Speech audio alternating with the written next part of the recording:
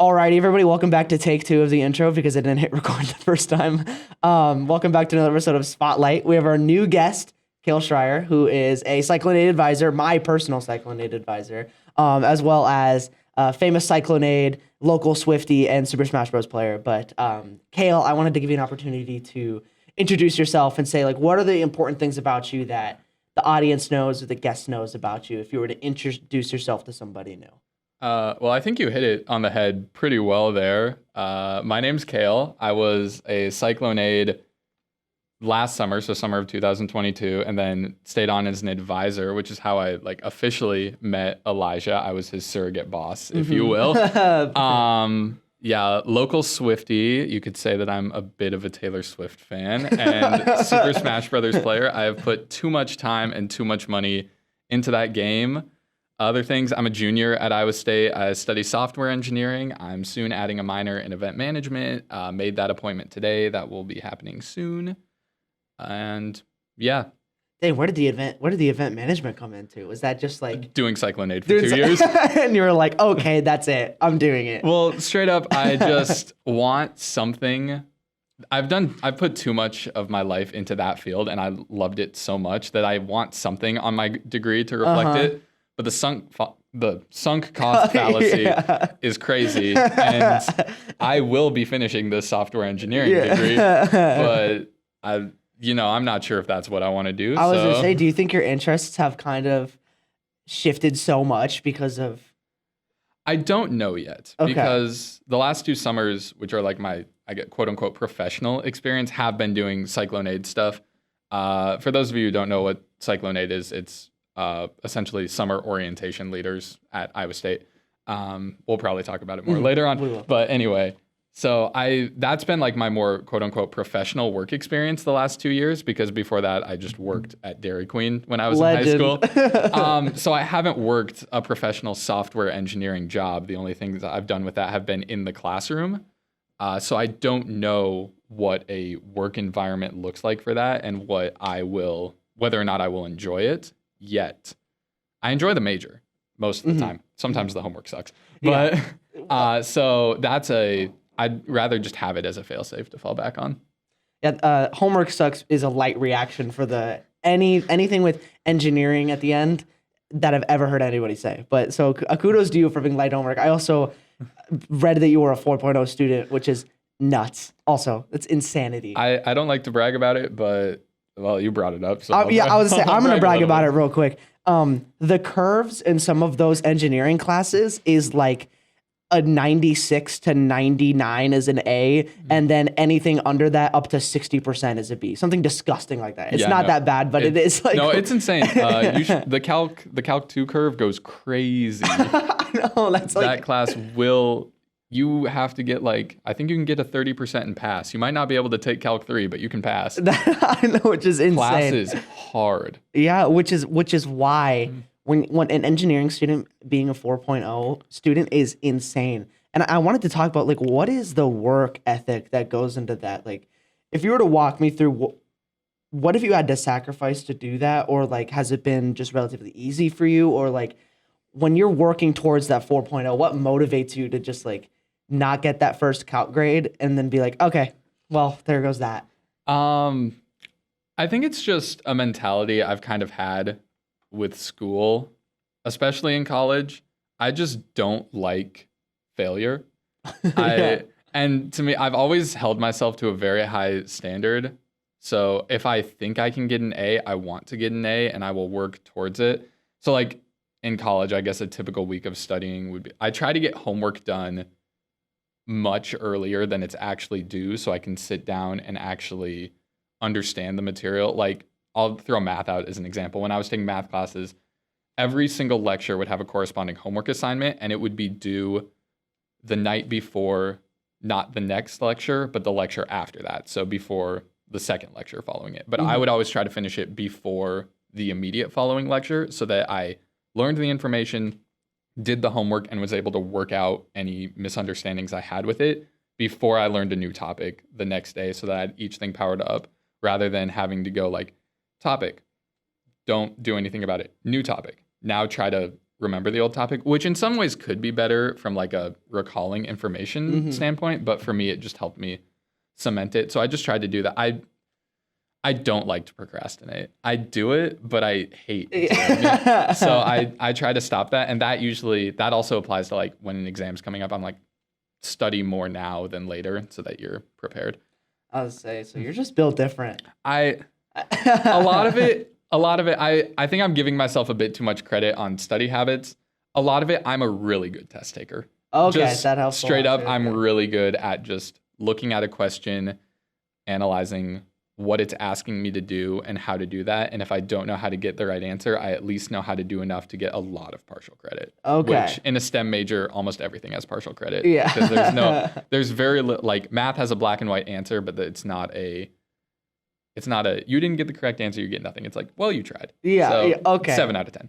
I would say with the doing the homework before it's due, I had heard that as to stop from getting behind. But very rarely do I hear people talking about that as an actual content objective, like understanding the content better. Because I feel like when people are talking about the stuff that they're doing, very rarely are they actually talking about knowledge or learning or like content. It's mostly about getting the homework done and getting good scores on the exam. So I feel like that has to have a little bit to do with I think your it success. helps. I think it helps for sure. With your success in that. Yeah. But getting better understanding helps me like recall that information better, especially on exams. And then when big assignments and projects come out, I kind of know more or less what I'm doing. At least I'd like to think I do. I would say, well, it's a hard mindset to grasp when things are difficult.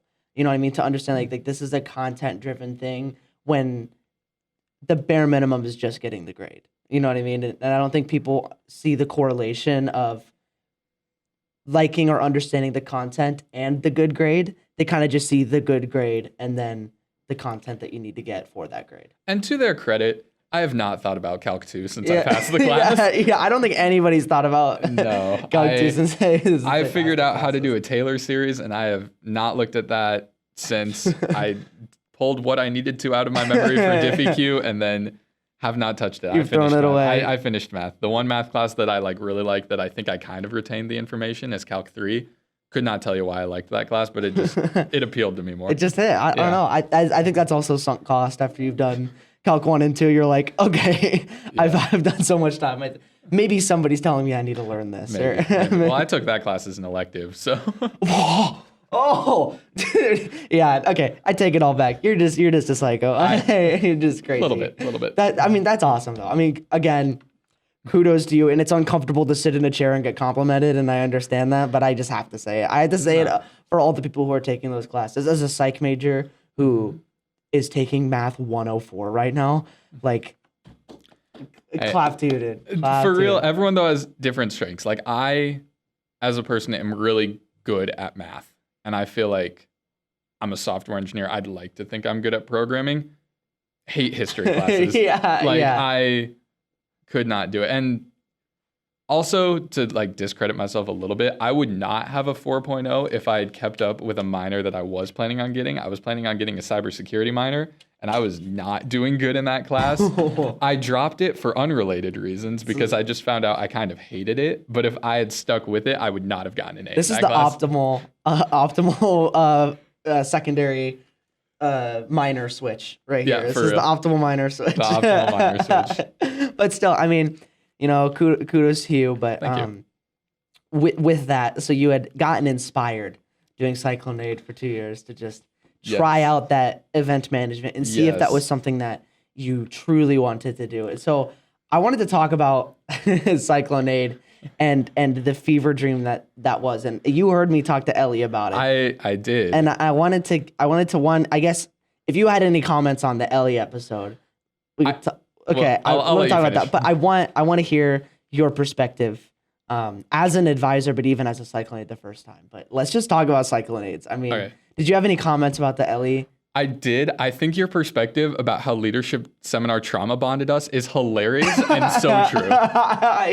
We all have our opinions on leadership seminar, and I think the general consensus is that it should be tweaked slightly. However you want to do that is something. I can also offer perspective. I remember you guys talking about like the class isn't needed and you could just do a 2-week training right before orientation starts. That happened 2 years ago because of COVID. Yeah. So that's what my advisors went through. And from their perspective, it was, well, one, it was different, but it's very stressful to try and learn an entire tour script, multiple different phone skits, questions and answers, and all that raw information in that short amount of time. That's just a lot of pressure to put on yourself. But some people may prefer that environment. And also, getting up for 8 a.m. classes twice a week sucks. So I'm not saying there's a right answer. I'm just saying that like your perspective has been tried, not intentionally because because there were no classes that spring semester. But that's another thing. I think my end perspective has generally always been like, as annoying as it is to have leadership seminar, it's essential just for the community bonding.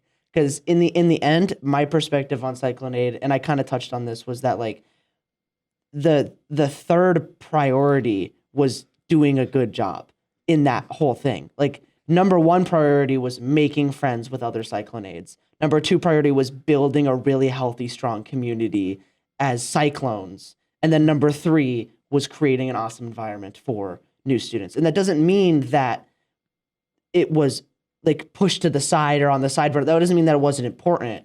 What it means is that so much of the focus and so much of what we actually got out of that was making friends with other Cyclone Aides and making friends with like the Cyclones in the community. I 100% agree with you. I think, I don't know if priority is the right word, but I think it's the biggest takeaway that many people have. I don't think priority is the wrong word either. But like, I think my biggest takeaway from when I finished my first year as a Cyclone Aide was just, I'm not done yet. Like I've gotten so much out of, like I've made so many friends. I feel like I've built this community both with the Cyclone Aides and with new student programs that I'm like, I'm going to continue. Like I'm not done doing this. I want to do it another year. I want to move up the corporate ladder, if you will, and be an advisor. And I'm so glad I did because this last summer was just awesome. Yeah. Well, I'd love to imagine that people who are listening to this and aren't familiar with the Cyclone Aide position, and then now that I've had 3 of them on, and I talked about it a lot with Ellie, they're gonna think that this is like a cult because we talked about how magical and how like big of a thing, but it was mind-boggling. I don't think it's a cult, but it definitely is a pyramid scheme. Yeah, that's what I'm thinking, dude. The Cyclone Aide, you get recruited as a team leader, and then the team leaders become Cyclone Aides, and then they become advisors. And then I just applied to be a SPA. Summer programs assistant. So I'll be in the pyramid scheme for a while. It's a pyramid scheme. It's all a sham. But it was such a beautiful experience. It felt like it's so bizarre. And even when I look at my relationship with like you specifically, so it's like when I walked in on that first day, my alarm didn't go off, and so I was like 10 minutes late. And there's this huge tape. There's a bunch of people in there, and I'm meeting all these people for the first time, and even Y Camp, when I didn't remember most of their names. Like I still didn't know a lot of people's names and stuff like that. I'm interacting with these people. And then you go to DIS and the hypnotist show. And it's like, I'm sitting among these people that I know all of their first and last names. I know like their personalities with each other. And you is such a specific example because you were my advisor. Yes. And so we met you as like, this is our beacon, our Cael shining light. And this is the person that you know, and I recognized you so intensely, but I couldn't pick out what it was. I was like, this is such a familiar face to me. And I don't know if this is because he was a Cyclone Aide last year and maybe I'd seen him in new student programs or like during when I was a team leader. I didn't know if it was like, so it was like, I know this guy. And then later it had been discovered that we had played Smash together. Which is so funny. Which is so insane. All of this comes together to create this like insane close-knit group of friends. And I wanted to kind of ask you about your experience as an advisor and then with your Cyclone Aide class. Do you still feel that way? Like, how did you feel with your Cyclone Aide class? So I feel like they're 2 very different experiences, not just because I was an advisor for one and a Cyclone Aide for another, but just because of circumstances of the class. So for a multitude of reasons, when I was a Cyclone Aide, the entire class was not new. It was not new Cyclone Aides. There was a group, probably like a fourth maybe of the Cyclone Aide class were returners. So not just the advisors, but other Cyclone Aides who had done it before. So all of them already knew each other and already had like that knit group. And then the remaining people were just like new in the same position that you all were in, which everyone has like, that led to a multitude of different things, positive and negative. But sometimes like I was friends with a lot of the returners and I really appreciated them and it was nice to have their guidance. But also it was different that not everyone was experiencing this thing for the first time and not everyone was like quote unquote trauma bonding at at every leadership seminar and every retreat. And each time you sat down for class every day, it wasn't like, oh my gosh, there's two people who I don't know who they are and they don't know who I am and they don't know who the people sitting next to them are. It's like you might be sitting next to someone whose best friend is sitting next to them and it's like, well, now I'm making just one new friend today. Or maybe they'll like let me in the conversation, which is no fault of them. That happens. So that was just an inherently different thing. Also, in my first class, we were still like in a weird hybrid state with the pandemic, I'd say. So like the overnight retreat was not an overnight retreat. It was just a full day retreat. So we went to the Y camp in the morning on a Saturday and then left at night on Saturday. We still had like the January social and the half day retreat like normal. But I feel like I didn't realize it at the time, just how much you bond during the overnight aspect. Like, I don't know if you know this. I don't know how much you remember of it, but it's a fever dream. I remember it vividly. It was wild. So during the overnight retreat, I'm jumping all around different experiences right now, but during the overnight retreat this past March, the advisors had the bright idea that the five of us were going to pull an all-nighter. By the way, for those of you who don't know, an advisor is like a returning Cyclone Aide who's sort of mentoring the new class, if you haven't figured that out. But the advisors all decided, we're going to stay up all night and not sleep. So we did that. And I had never pulled a straight up all-nighter before, so that was kind of fun. I did it on no caffeine too, somehow. Which is insane for the advisors. Yeah. It's very unorthodox. I'm on Celsius now, but back then I was clean. Yeah. Sober. Yeah. I was Celsius sober then. DIS is a different beast. Anyway, we'll get to that. But that, like, I feel like not just the advisors staying up all night, and two other Cyclone Aides made it with us. Shout out to Faith and Benji. Oh, they made classics. It. Drew was so close. Yeah. But even not just like them pulling the straight up all-nighter with us, but just the group of people just playing games, hanging out at the campfire, playing Mario Kart that was happening, just doing that into the like super late hours of night and then way into the morning, I feel like helped immediately make really close bonds with the group before the semester ended and we really like were all living together and started bonding. And we had like things like, because of that, I feel like it just led to a lot more fun social things that happened. Like before the semester even ended, we did an unofficial like karaoke potluck. That never happened the year before. During the summer after orientation had ended, we went up to freaking Okoboji for a day trip. Yep. I think that's hilarious. I remember you pointed it out on the trip, but we're sitting there on this pontoon, just 18 of us who went up to Okoboji, and you're like, guys, 6 months ago we were strangers. Yeah. And now we all willingly drove 3 hours to get here and are going to drive 3 hours back tonight and are sitting on a boat together eating pizza and jet skiing and tubing. And that's awesome that happened. I love college. Yeah, it's so insane how just a job has become the pinnacle of my college experience, period, but especially my social experience. This has quadrupled my social network. This has tripled the faces I recognize on campus. This has allowed for people to recognize me. I've had like 5 or 6 people come up to me like, I knew you as a Cyclone Aide and did this. And I had never done anything socially with any group of people really at all. And like I had done things on my own. I had pursued my own interests. And now I'm driving in the back of a van, watching Iron Man, listening to Taylor Swift with the legend himself, with my chauffeur. And it's like, how did I get here? Like, how did this job become something that I literally only did so that I could hang out with new students, so I could help new students? I literally only did it for that. And now I'm doing this insane, surreal boat trip with like a bunch of random people. It's just insane. It is a wild experience that happens. And I don't know why it happens. Cause even like I was comparing and contrasting a lot. And I feel like I put my 2020, my first Cyclone Aide summer in a like negative light.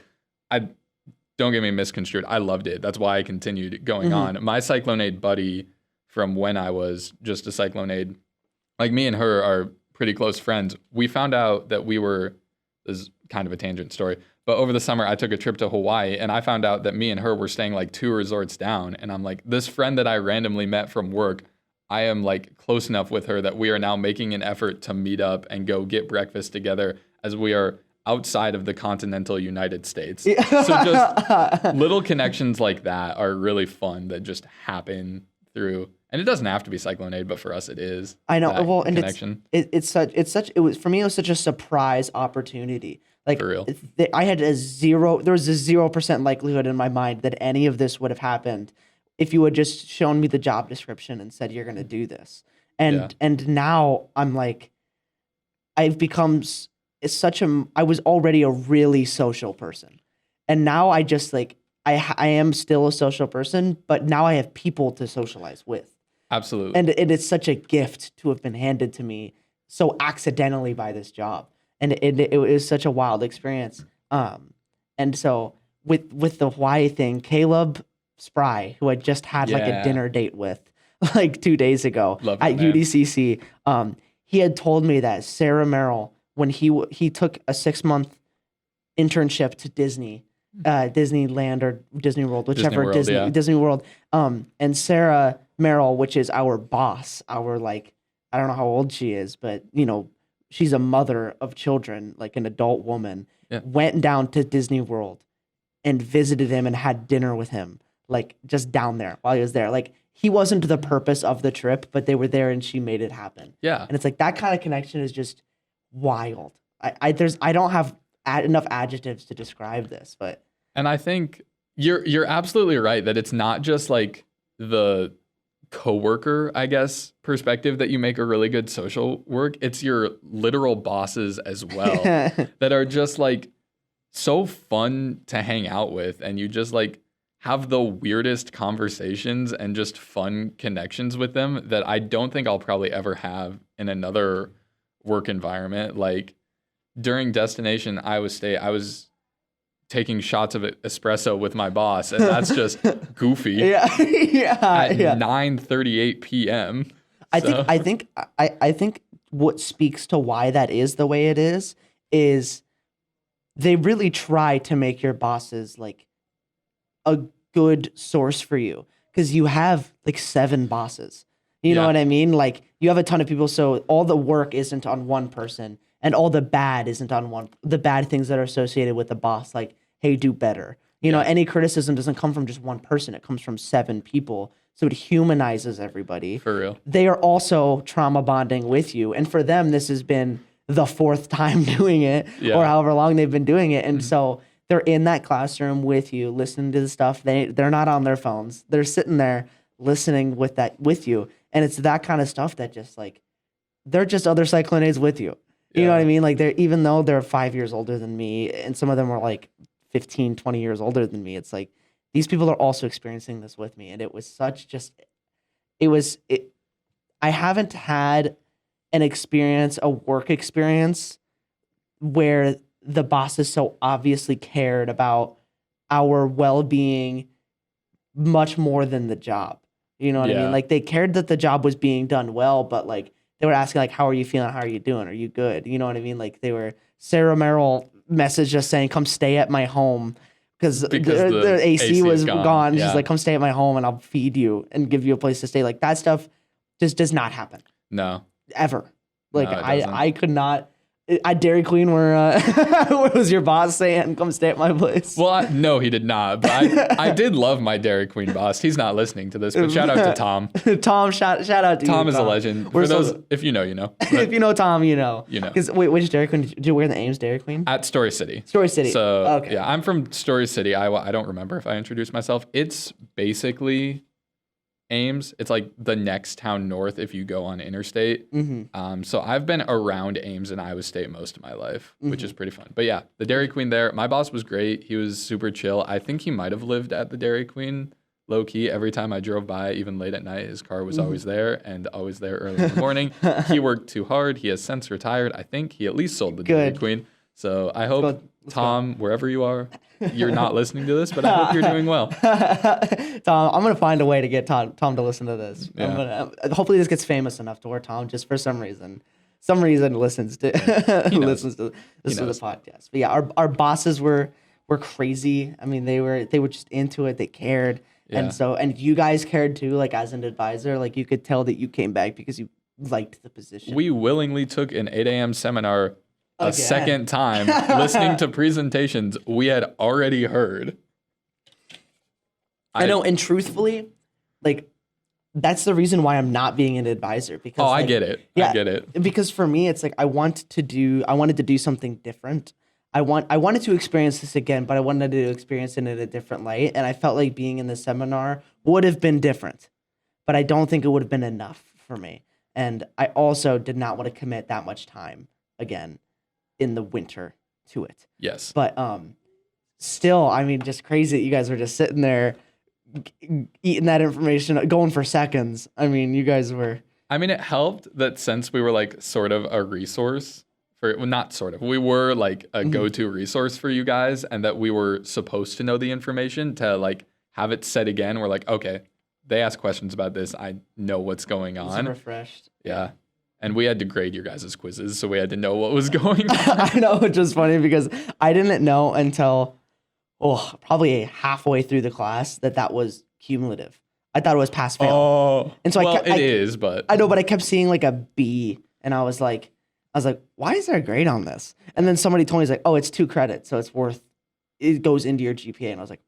And that's when I messaged you. I was like, hey, can you open up all of my quizzes, please? Because I have just been ignoring all of your feedback for the last 2 months.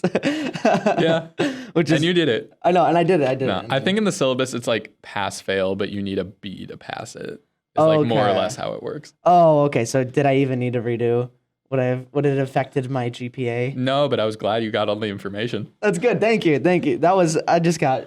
You just watched this in live real time me. I did. I don't remember who I was hanging out with, but I think I was doing like a project with Sam or something, and then I just look at my phone. I'm like, oh, time to go open some quizzes for Elijah. Yeah, because he's doing it. But yeah, are there any other just wild realizations that?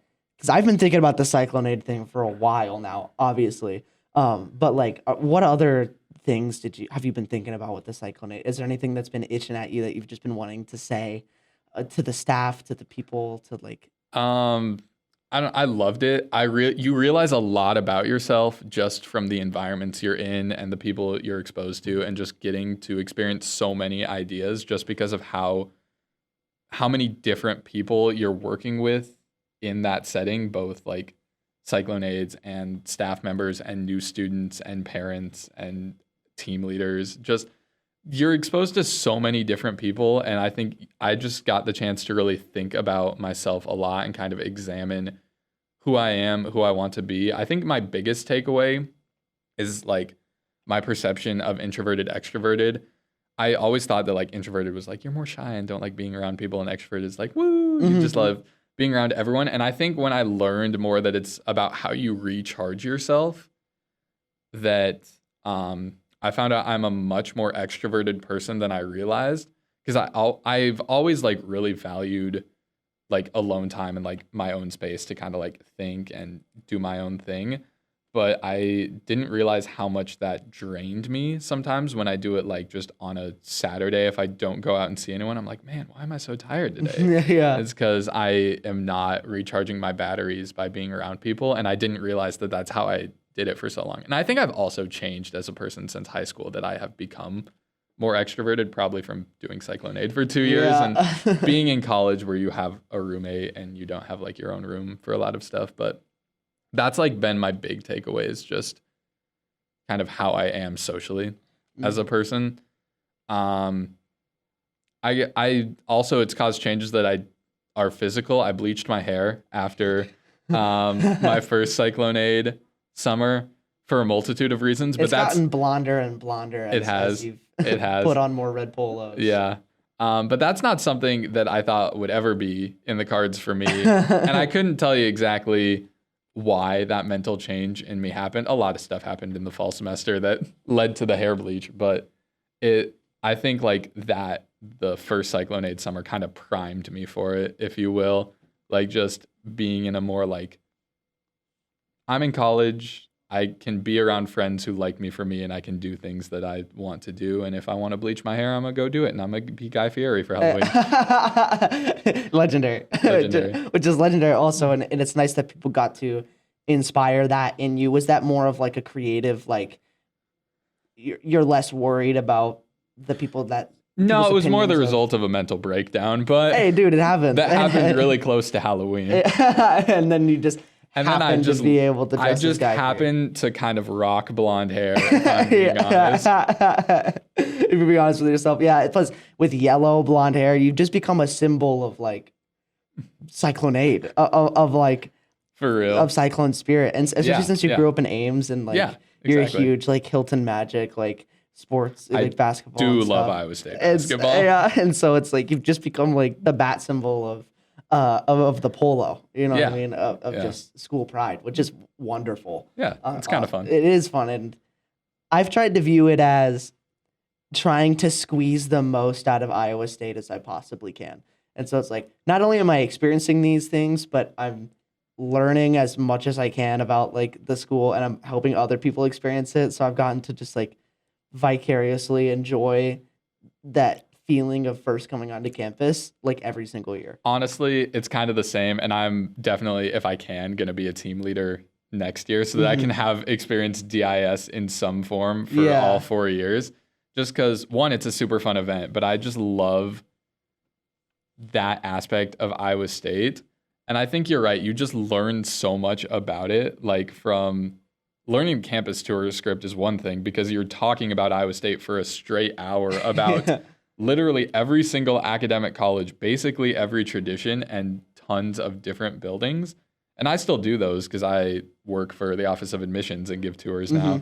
But it's just funny how much that one simple decision of, I'll apply to be an orientation leader has changed my outlook and my knowledge of Iowa State so much. Yeah, it's so bizarre it feels like cringe to say like being a Cyclone Aide changed my life. It's such a bizarre thing to say, but like it's true. I mean, as far as my trajectory of like what I was going to do, like socially, of my experiences, it has changed my college experience more than anything ever. So it's been pretty awesome, just experience in general. And I think for us, like Cyclone Aiding has been our thing, if you will. And it's not like, not everyone who does the Cyclone Aid program is going to have our same mindset. Takeout from it. Some people get it from a club they join. Some people like get it from their major. They like make all these friends within their major and they love it. And I think like everyone has their like specific community that they find in college, or at least I hope you all do. Keep searching. It'll happen. But I think like for me and you specifically, it has been that Cyclone Aid experience. Yeah. I think for me, I just wasn't expecting it to be that. Completely agree. Yeah. Like I'm fine that it is, and I hope that I make more communities. You know what I mean? I hope Cyclone Aid, it's opened my eyes to what a community could be, because I graduated with 50 people, and this is the first time ever that I felt like I was back at high school again.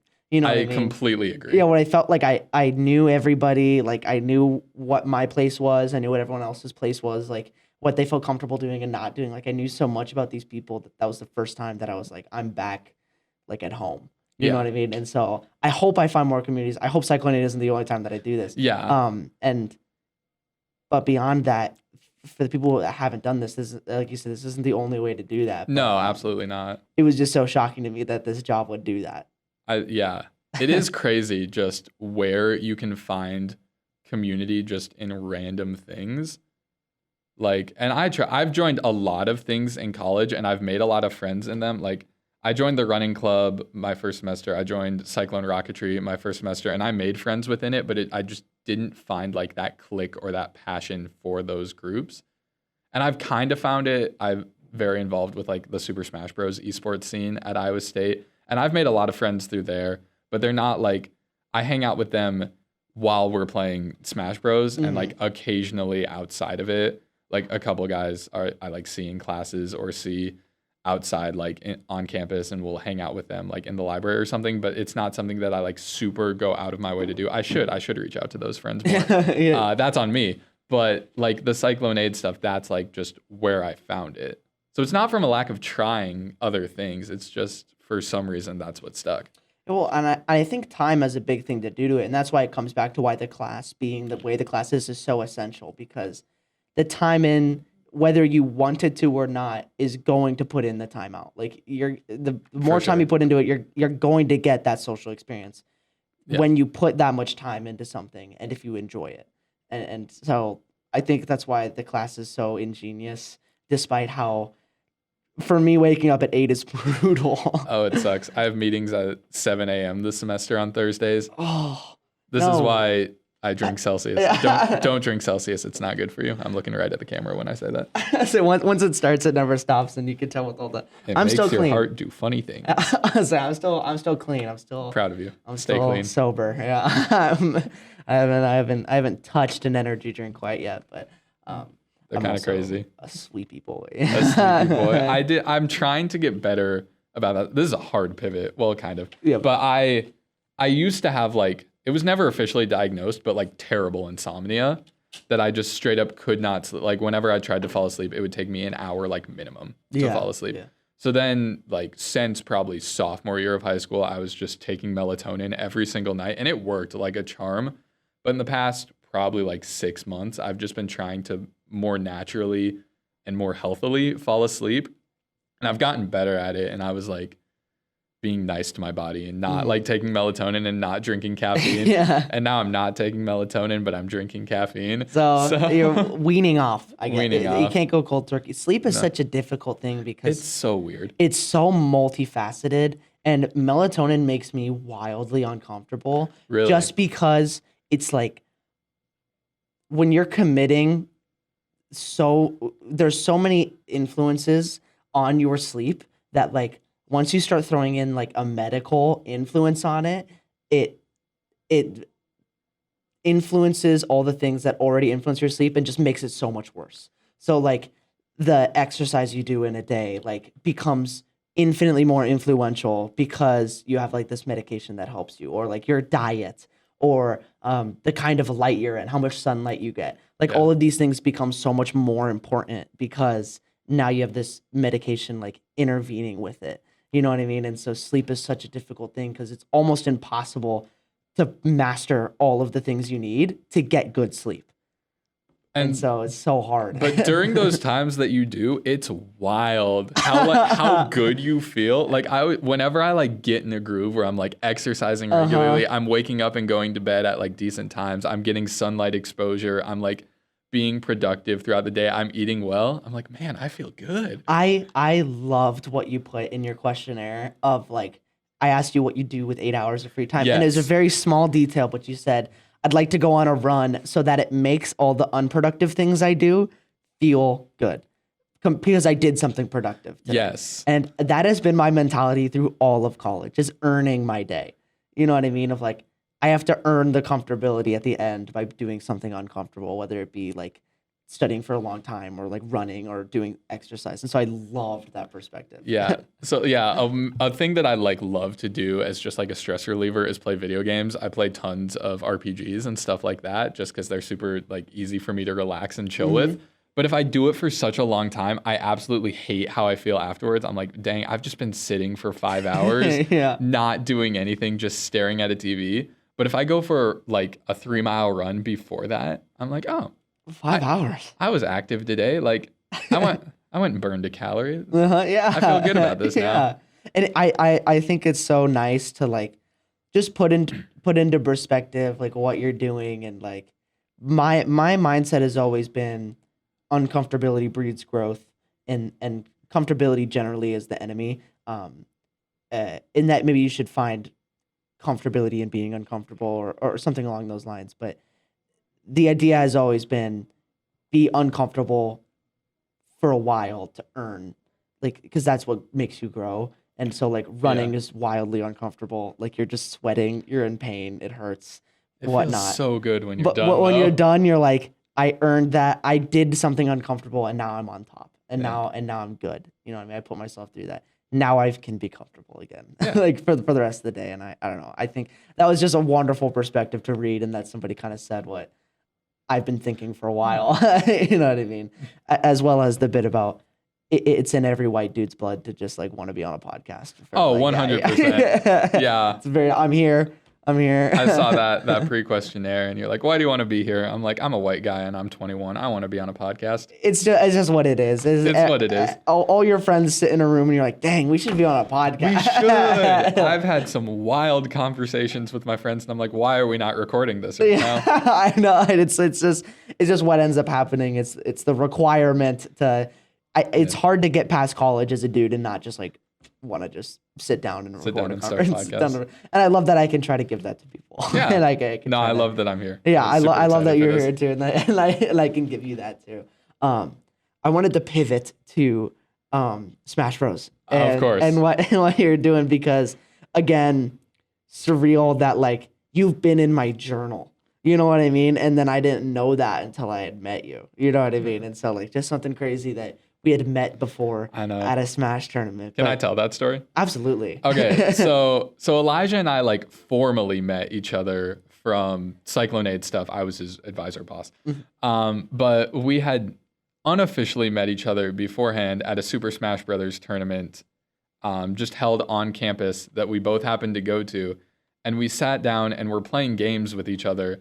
And at Smash tournaments, you use like your gamer tag, your nickname, if you will. So unless you're like personal friends with someone or you've known them for a while, you never call someone by their actual name, or very rarely do. Like my tag is Quail, which is similar in sound to Cael, but everyone just calls me Quail there. And Elijah is Fudge. Yep. So that's what the screen says. That's what I'm going to call him. He was Fudge the Yoshi. I was Quail the Inkling. Yeah, I know. And we played like one time for a while, just goofing around. And we were actually like chatting at it. It wasn't like we just sat down like focused, just playing games. Like we were just having a good time playing some video games together. And from there, that was probably in the fall before the spring. And then we never put it together until like April, May. Yeah. That we had met each other at that time, just because it was like a one-time thing. And then we both realized it together and we're like, oh my gosh, I met you at this completely unrelated event where we happen to be in a situation where we don't formally introduce ourselves with names, and now we're reconnecting at this separate thing. Well, and I had kind of mentioned this to you, but like that was a very big tournament for me, because I've only been to 5, I think, in my whole life.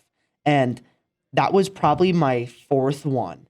And I went there, and the last 3 were really awkward for me. It was really hard to get into the group because I was significantly worse than everybody. I didn't know anybody. And then you go there, and I don't know how it works. You know, I don't know like what are the vibes socially. And it was funny because there was just one guy sitting alone at the table, and I just like went up to him. I was like, I just sat down next to him. I was like, hey, what do we do here? Like, I don't know how this works. And so he told me, he's like, oh yeah, and you know, most people right now are just playing friendlies. Like they're just doing casual warm-ups with each other until the actual tournament starts. Yeah.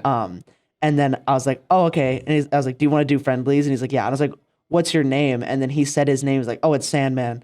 And I was like, I love Sandman. Shout out to Sandman. And I was like, oh, what's your name? And he's like, oh, Ryan.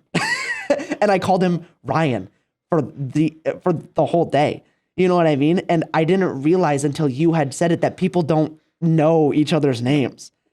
I just exposed him for his like real name, but it was so bizarre that I had learned that. But he showed me the ropes, and it was bizarre because he was like really nice, really friendly and whatnot. Yeah, I love that guy. Even then, he wasn't really social. You know what I mean? Like he was just like, let's play games. You know what I mean? Yeah. And it seemed like I was breaking molds by like, I'm a compulsive talker when I play Yeah. Smash. It's just how I am. Yeah. And like I was joking and like playing stuff, and it seemed like he wasn't used to that. You know what I mean? He's like, who is this guy Yeah. coming in and like laughing and joking? And every person I had played with was just not picking up on that vibe. You know what I mean? I'd like joke and I'd play, not during the tournament. During tournaments, I was not talking because they had earbuds in and they were playing. Yeah. And I was like, but I was not talking, but it felt like I was breaking a mold every time. And I felt wildly uncomfortable all 3 times, even though, you know, Sandman was doing his job, but even he wasn't used to it. Yeah. You know what I mean? Then you came and we were playing, and you and me, like, we're actually talking. And Yeah. like you were making jokes and like you were kicking my butt, but like you were really just like playing and you were just a sociable person. And that changed my experience at a Smash tournament forever. Like you very specifically, but even like Ryan was getting into it more and like other people, just because you and me were like bantering, and it felt like kind of a mold break. At least like I had gotten into the circle finally, you know Yeah. what I mean, that day. And so that was just an awesome tournament. And I really appreciate that. I like that perspective. I feel you've thrown me on the podcast and you're just complimenting me about academics. This is and all I do, by the orientation way. and Smash Brothers. I'm terrible at the game, by the way. No, Cap. Don't let him be humble. He tried to humble out of the 4.0, and now he's trying to humble out of his Smash thing. But continue. And but it's just like it's weird because it's both a competitive environment and a social environment. You have people like you who are going there like, I enjoy this video game and I want to meet other people who also enjoy this video game. And then you have people who go and they're like, I am good at this thing and I want to play against other people that are good at this thing to try to be the best at this thing or improve at this thing. Mm-hmm. And there's no wrong, like neither perspective is wrong, but both perspectives go in with a very different mindset. Like you walked in, you're like, I'm going to sit down and play games and just comment about the silliness of us competitively playing this children's party game as Yoshi versus Captain Falcon. Yeah. And some people go in like, I'm going to sit down with you. We are going to grind this game for 3 hours. Neither one of us is going to say a word, and we're both going to like it. And I've been honing this skill for a very long time. And neither perspective is wrong. I've done both of them. Like I am on the like esports team for Smash Brothers, and we'd have practices once a week where we just like round robin play each other on the team. And during those, I would go in the mindset like, depending on how comfortable I was against the opponent, I would either be like, all right, we play literally every day. We're like gonna play. We know who's better. We're probably just gonna like chill out and like make funny comments if something goofy happens and like chat during it. Or like I'm gonna sit down next to this person who like is more or less a rival of mine, and I'm like, I am try-harding so hard right now. Not a word is saying. The game ends. I look at him and I say, what do you ban? And then I'm like, all right, perfect. We're going back to PS2 anyway. If you don't know what those words mean, don't worry about it. And that's just wonderful because I love that. And that's a very true perspective because you walk in there and you know, like I was getting warned like, oh, that guy over there is like number one in Iowa. Like that guy's crazy. And it's like, I'm so under this guy's level. And then I was somehow in tournament with him, by the way. Like I played against him and it was just so bizarre, like sitting next to this guy because I had some kind of reaction and I saw him laugh. And he was like, oh.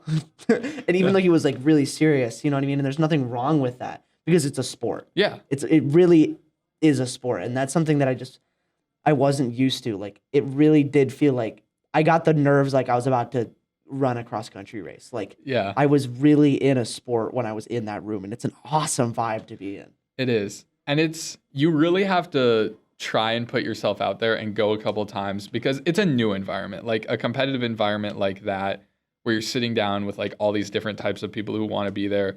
When you go for the first time, you're probably going to lose. You're probably going to lose the second time too. I think I did not win a single set until like probably my like 7th tournament that I went to. And that's hard. It's hard to like go to an environment where you're slightly uncomfortable going for the first time and you're also not like physically getting anything out of it because you're just getting your butt whooped for the first several times. You may be improving, but not like you have to climb that first mountain before you can like see the improvements. So it's just a weird environment to be a part of, and one that like it's kind of like a weed out class where if you don't want to be there, you won't stay there after the first couple times. And it's just interesting. Yeah, it's a really fun place to be in, and what I liked the most is you can tell that the content that people watch also really influences like the way that, so you and me were talking about like this meme group of people who play Yes. called the Underdogs, which by the way, I have a whole spiel about that, but they're this group of 4 people who play Smash Bros together, and they goof off, they like are doing silly things. It's very casual Yeah. Super Smash Bros content. Yeah. But there's a much bigger side of Smash Bros of like really competitive, like $100,000 tournaments, like big. Well, not that much money. Big like globally run tournaments by like actual companies who are doing these things. And you have like number 1 players who are like upsetting these tournaments, and it's crazy to watch. And people come in, and some people are watching this competitive stuff, and they come in and they're really like ready to play, and they're mimicking their favorite players or learning about all this stuff. And then you have other people who come in who like don't know any of that stuff, and they're just watch fun Smash. You know, it's a melting pot. I'm going on. Yeah, I like the casual stuff. And I think what I appreciate the most about going to Smash tournaments is I have all this useless knowledge of here. Just so much stuff that I cannot talk about with anybody. Nope. And so like I get to go to Smash and I get to nerd out about like tier lists and like a character being cringe or annoying because of this mechanic or like all of this stuff. And it's so nice to just be able to talk to somebody about that stuff. It's so weird. I know so much about this children's party game that does not help me anywhere else in that environment. I can argue. I sat and like talked with a guy that I was playing with last Friday at a tournament just on why the nerd moment, why Incineroar is not a mid tier, and he's actually like low key pretty good at in this video game. And like we just had like this debate about it, and I'm like, none of these words are in the Bible. That's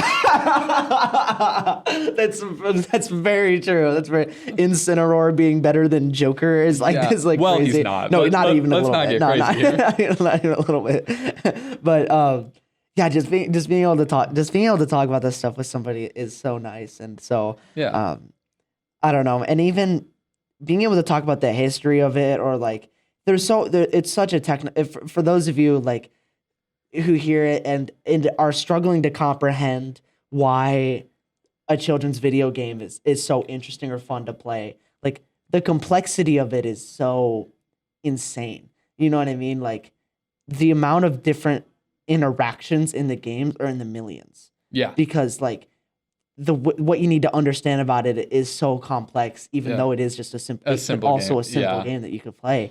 And so people just get really into it because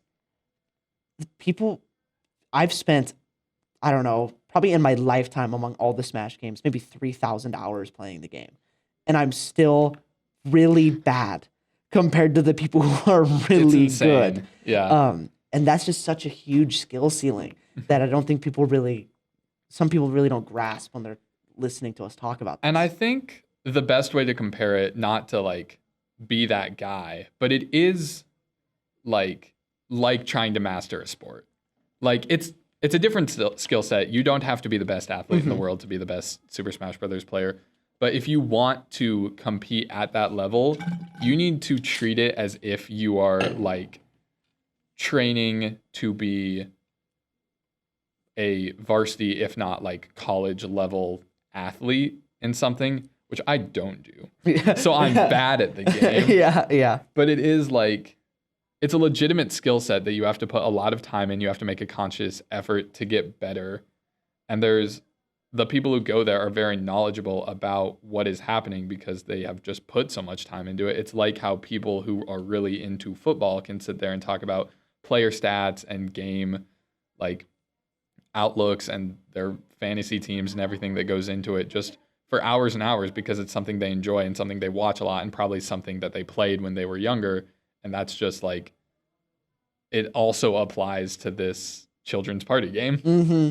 Well, and what's crazy is you can just have a conversation with somebody and know that they're better than you just because of like the amount of time they've spent studying the material. There's actually just material that you need to understand when you're playing with it. Like you need to understand interactions like Poppet One, when he's talking about stuff, he's talking about like frame data of like, this is a safe on shield because it's a 9 frame instead of, and it's like, this stuff is you're never going to catch me understanding this stuff. But like, that's why people are much better than me, is because they're putting in the effort and they're seeing the fruits of their labor Yeah. in being good at the game. And I think I had an interaction with that where I overheard the best player in the state talking with another player who was like top 10, top 15 in the state. And they're talking about a state of the game. It's ledge trapping. Anyway, this is going to nerd out for a minute. Yeah. Elijah will more or less know what I'm saying. Yeah. Guys, I'm a software engineer. Yeah. But he's talking about, he's like, when you stand at this distance from the ledge, like it's so obvious to your opponent that you're going for a ledge trump. You need to like stand back a little bit more ambiguously and then just react to what they do rather than going for this option every time. And he's like, oh, I haven't really like thought of it that way. And I'm like, I understand exactly what he said, but it's not something I've ever made a conscious effort to think about when playing the game. Sometimes a lot of times just play on vibes. Yeah. Like, I can kind of like, I know mechanically what I'm doing, but I don't really think about why I'm doing it, which doesn't help you get better. Yeah, no. But just hearing someone's perspective who's better than you and can articulate just in that single sentence why they are better than you in that way is very eye-opening. I know. And it's interesting. And the thing is it's actually such a humongous mind game.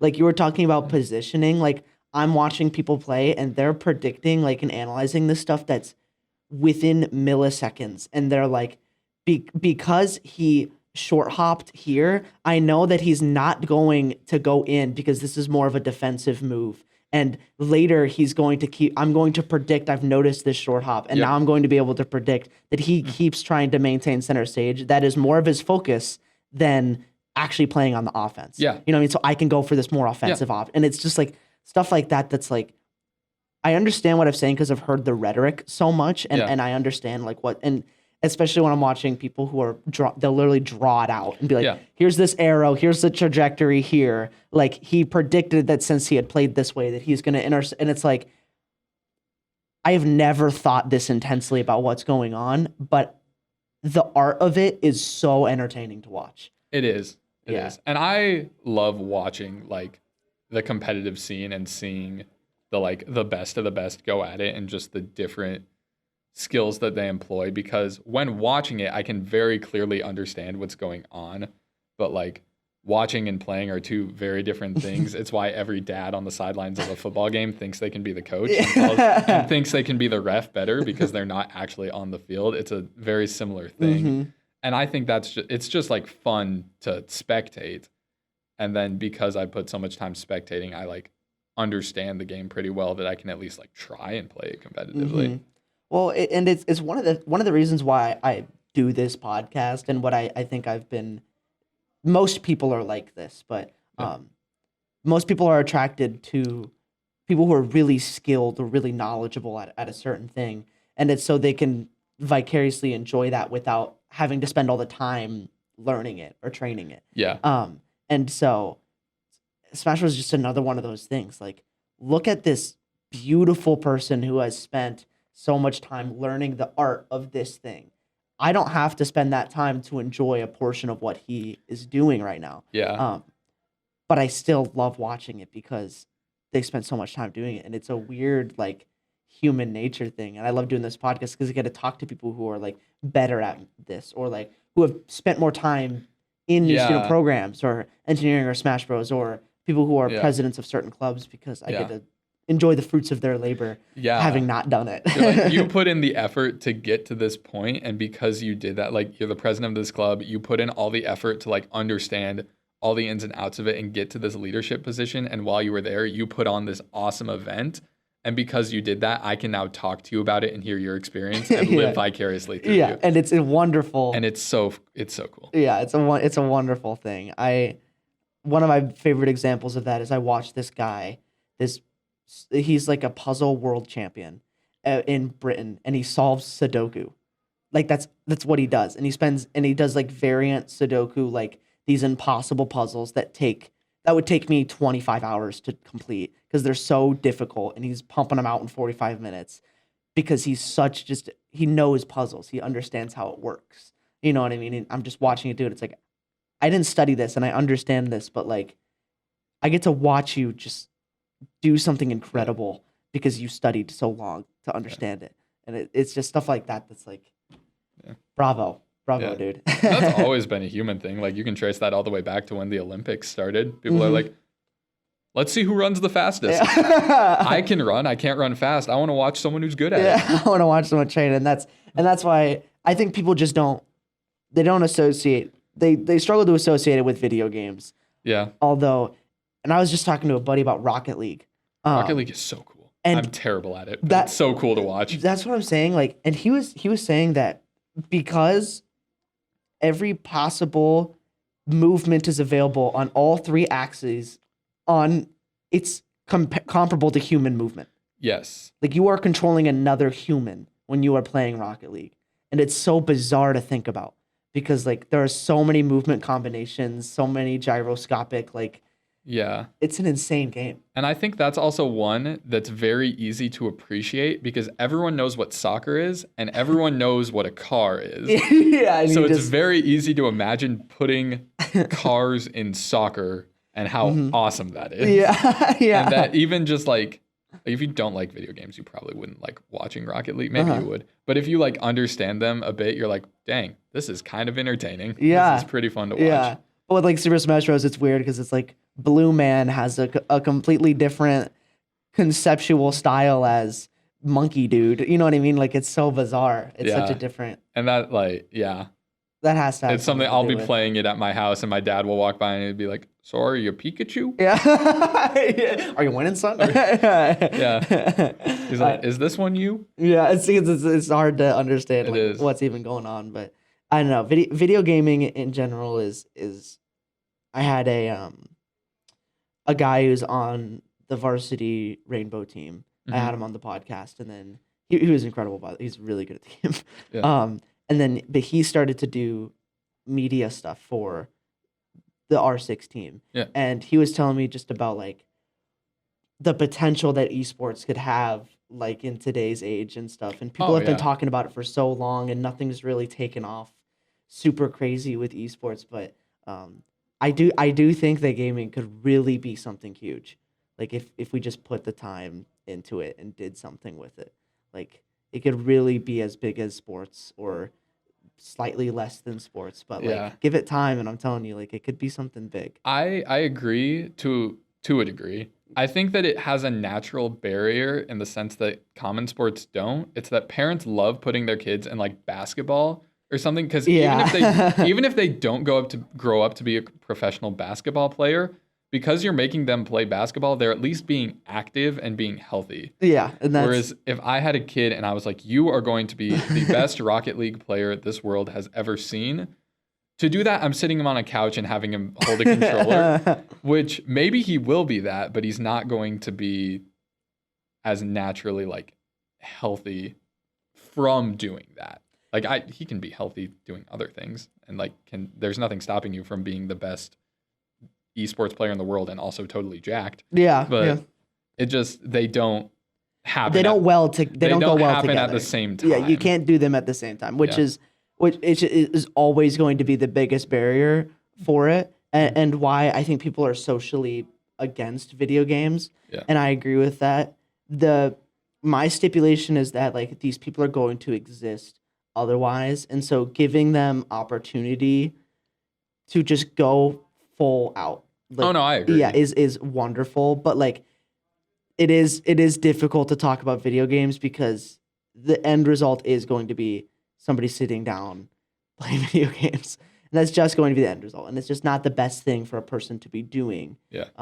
It's a good battery recharger. It has good effects, but there are things that have better effects in life as well. Yeah. And so it's difficult, and I think that is a very valid point to bring up with the video games thing. But and that's not saying that they're bad. It's just that I don't think it'll ever be like socially as large as conventional sports. Yeah. Well, and what I was talking to him about was like, you know, imagine coming to a school to be on the esports team. You know what I mean? Like Iowa State has a really awesome Siege team. Like I would like to go to Iowa State to be on their team. You know what I mean? Like that would just be such a cool experience to give somebody. I didn't even think about that. Yeah, like, oh, I just got this scholarship so I could be on the Smash team. Yeah. Like in Kentucky or something. Yeah, and that's interesting because a lot of times in competitive, like in regular sports, you have like age divisions. Like you have high school sports, you have college sports, and then you have professional sports for the most part. Whereas in esports, you don't really have that. It's just the esport. If you're a 15-year-old Super Smash Brothers prodigy from Japan, Spargo. or Spargo, Akola, whoever you want, player of the week, you can go and play against the best player in the world from whatever country they're in at whatever age they are in and beat them. Like, there's not as far as I'm aware, there probably are for certain esports, but like a collegiate ranking where because you play for a college, you will only play against other colleges. And then when you graduate college, you are in the big leagues. Yeah. It doesn't work that way. You're just anyone who's the best can be the best. Like the best players in the world at Super Smash Brothers right now are like high school age. Like, Yeah. One, Spargo just graduated high school. I'm pretty sure Akola's like 16, 17. They like came up when they were like 15, 16, younger. The GOAT of all time, MKLeo, was like 14 when he went to his first tournament with like pro players. And he's like, yeah, I can get fifth. And he did. He just upset a ton of people. Like you can just do that in esports. Whereas I don't care how good you are. If you're 14 years old, you're not playing in the NFL. No, that's just how it is. For your own safety, you should not do that. And I think that adds for a really exciting dynamic. It does. For esports. But I think for the people like you or like me who are never ever going to touch MKLeo like ever, you know what I mean? Like to get an opportunity to be like, yeah, but I gave my team points. Yeah. Like, against our rival team, Iowa, in their Smash team. You know what I mean? And stuff like that. Like add Super Smash Bros. To the Cyhawk series. Yeah, we have like TVs playing. Like that we do it in Hilton with like giant TVs. Just imagine filling a stadium of like, and then you have just two people sitting on it playing against each other. Well, Matt Campbell, your football team may have beat Iowa, but I destroyed the Iowa player in Super Smash Brothers Ultimate, so therefore we both contributed the same and amount he was to the playing Cyhawk Steve series. too. So I mean, if you want to understand what it's truly like to beat a rival, me, a B tier player, defeated an S tier hog. So I don't know. Therefore, I'm making up for the points that may or may not be lost by our football team. So I am better than roll clones. So we'll see what happens on Saturday. But yeah, I don't know. Do you have anything else you wanted to mention about the Smash scene in general? Is there anything you wish you could talk about with other people that you just don't get the opportunity to? It's just, I mean, I get the chance to talk about a lot of it when I go to those communities. It's just weird. And it's like, it's a lot of video game thing. Like I play a lot of video games more than I should, but you just get so much knowledge and lore about random things that are really niche that you don't really talk with people about. Like in my brain, I know an absurd amount of knowledge about Smash Brothers, an absurd amount of knowledge about Pokemon, an absurd amount of knowledge about Xenoblade Chronicles lore, too many Taylor Swift songs. Like it's just all this knowledge that it's like the average person I meet on the street, I can't just spout that out at them because they won't understand it. Like I can sit here and talk to you about Smash Brothers knowledge all day long if I wanted to.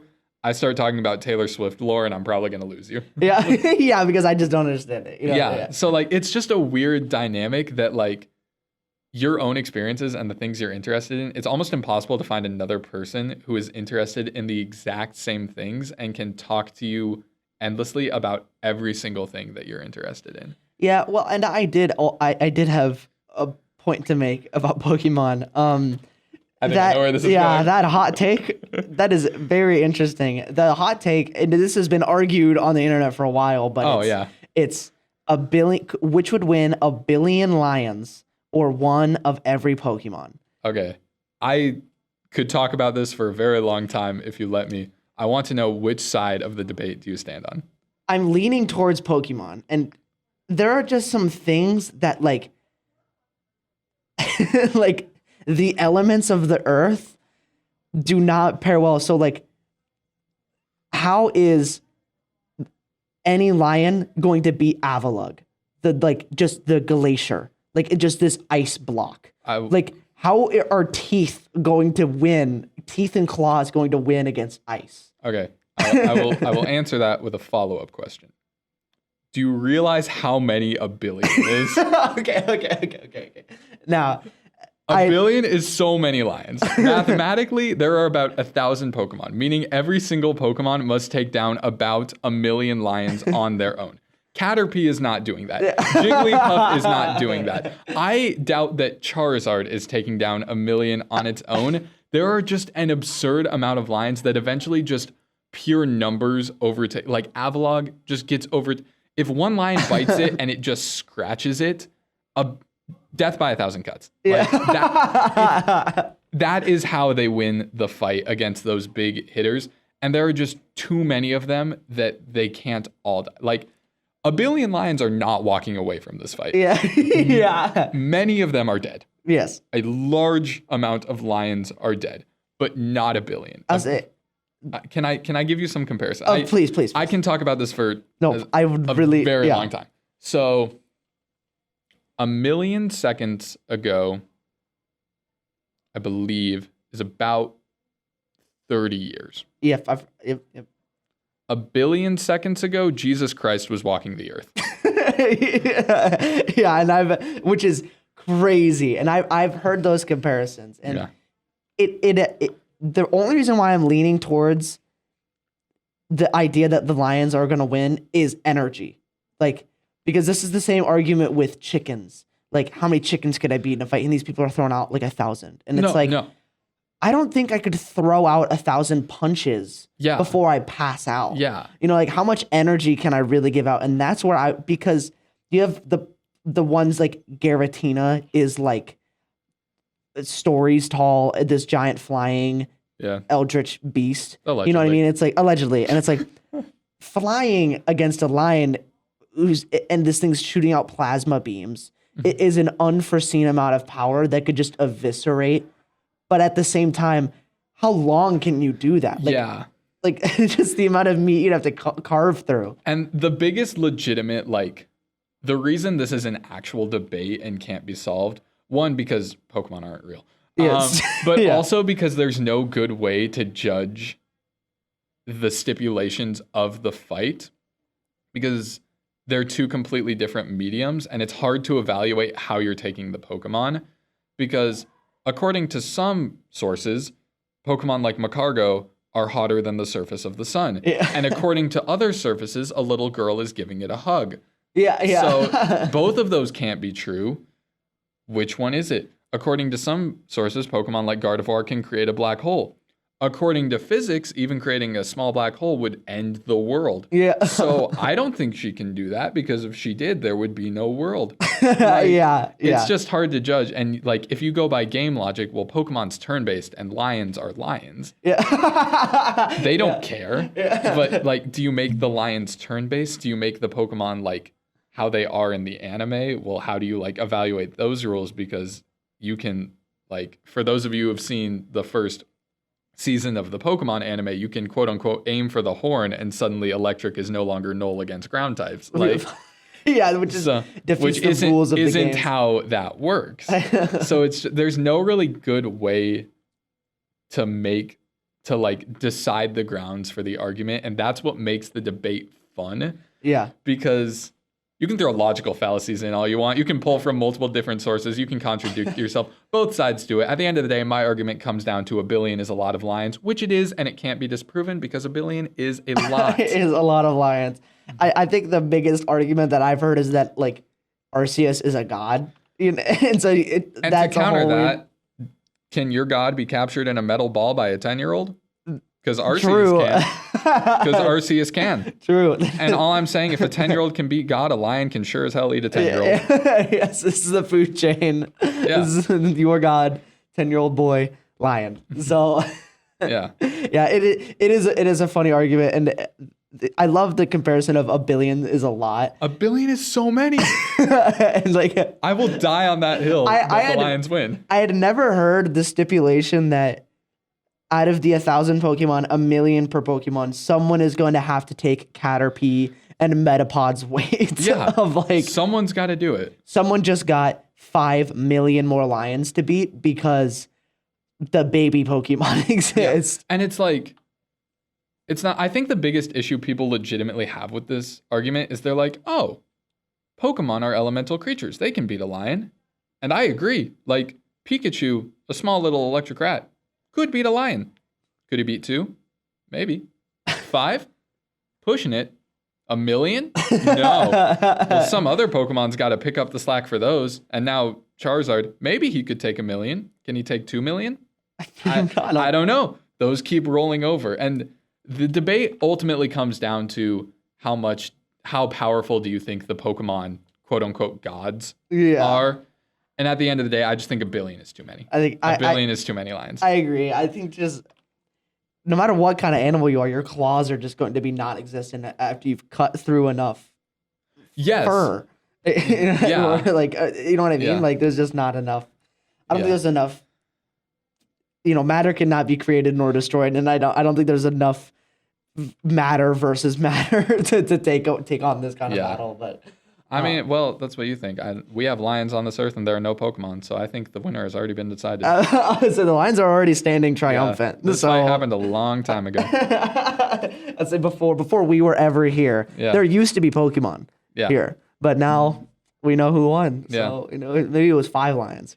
The power scaling is all wild. Yeah. But Noah's Ark was actually Kyogre trying to get rid of the lions. He failed. He failed, and two lions survived. Yeah. I just created a whole new religion. I'd say two lions and a 10-year-old boy who was now named Noah was able to beat it for everybody. But it's been about 1 hour and 15, but this has been wonderful. Okay. It's like the fastest hour of my life. Do you have any plugging or anything you want to say? What are your last final thoughts for the people in the audience to think about before you sign off? I don't know.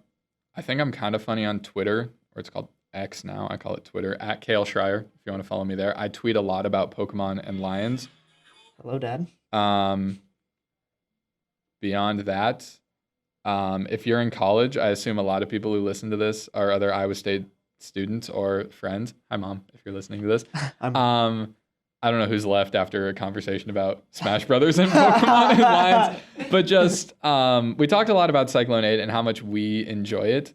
But just look for your community and look for your friends, because you'll find them and you'll find them somewhere. If someone you know has an amazing experience with something and you don't, that's okay.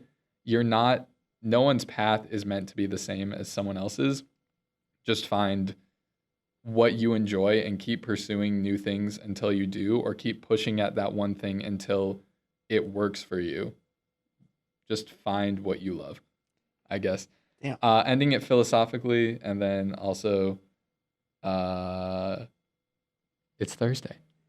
Happy Thursday. Happy Thursday. My calculations say it's Thursday. That was Woof. I wish you know. I wish I had someone who could put the meme up on there, but that was wonderful ending statement. But it was awesome having you on, Cael. Thank you. Yeah, it's been a lot of fun. I feel like you just kind of threw me on and complimented me about a lot of things. That's what I'm here for, man. That's what you're here for. What I'm here for. But I appreciate it. Yeah.